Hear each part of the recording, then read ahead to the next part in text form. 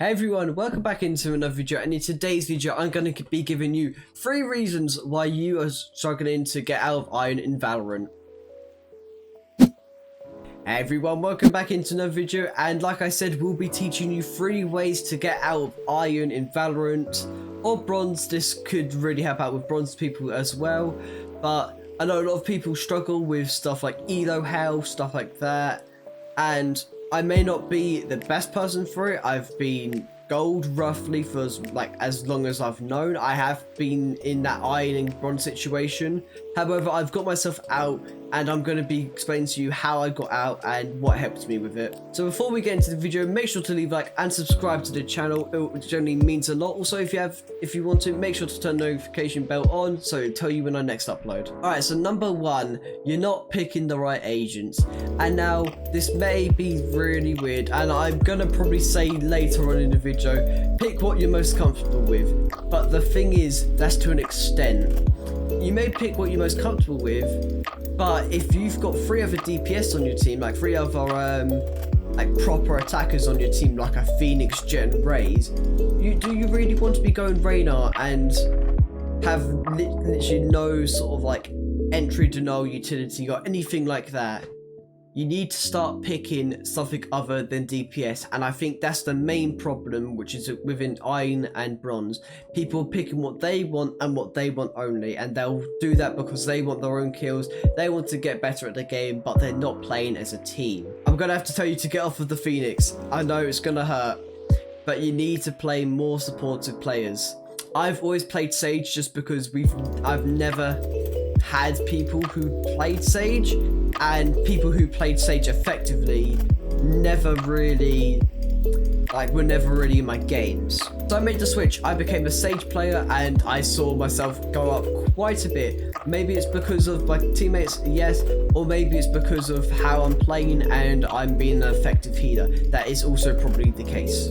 Just even if you don't feel comfortable, go into an unrated and try out with them. Say if you need a smoke, get a brimstone or an omen. Oh, if you want to be more attacking, then of course you can pick omen. But if you wanted to go for a more entry denial smoker, then go brimstone. And I know there's going to be some jet mains which are like, oh, but we have smokes. Your smokes last 8 seconds, love. Don't use them. And then moving on from that, say if you need a healer, we've got 2 healers now in the game. We've got Sage and we've got Skye. Of course, Sage, it's going to punish you if you start to heal yourself more often rather than your teammates, because you're going to start regenerating health at a lesser time than them. And then, well, if you choose them, they'll be healing a lot faster than what you will. And then, of course, if you need an intel or something like that, like just another character just offer a bit more utility, of course, you've got your Sova, you've got your Killjoy, you've got your Cypher, or you can go for a Breach and just get those more flashes in, and say just catching people out in small corners. Reason number 2 is there's no communication. Listen, I get it. We're gamers. We're all supposed to be socially awkward. I am myself. But you need to communicate with your team. I may be socially awkward out in public, but when I'm with my team, I'm always communicating and making sure we can get as much done in the game as possible. As soon as you load up into a game, just say hi. Does anyone have a mic? If no one replies to you, that's fine. But do not make that as an excuse on, oh, no one's speaking, I might as well not speak. Just because they're not speaking does not mean that your help might not help them. Because you could easily settle a 1v1 here just by giving a single call out on where they are and give your teammate the advantage over the other opponent. Also, the enemy team that you're going against might not have a communication as well. So even if you're just that one person who is speaking in game, you could be making your team improve 10 times better and doing 10 times better than what their enemy team is, because they have no communication whatsoever. And when I say communication, I do not mean this as a way to be toxic. Do not be toxic whatsoever. You're only going to bring yourself even further down. Use communication as an effective tool. If you have a teammate which is starting to be toxic, report them, mute them, do what you need to do, and just keep focusing on the game. Do not let your energy focus to that one person and try and ruin the game for them. And finally, on our 3rd tip, we've got game sense. And I've seen this quite a bit with people trying to get up the ladder, but they just don't have game sense. They don't really recognize what's going on in the game. they're too focused about themselves and not really paying much attention to anything else. So what I suggest for this is start to look at your map a bit more often. See, oh, your teammates died there.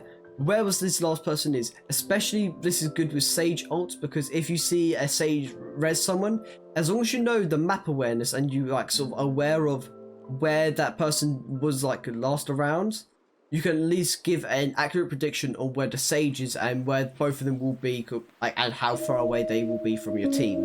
Also, please be aware if you have Spike. I've had so many incidents, both myself and my friends, team, whatever. We've all had experiences where we've pushed up and we've died with the Spike because we didn't know we had the Spike.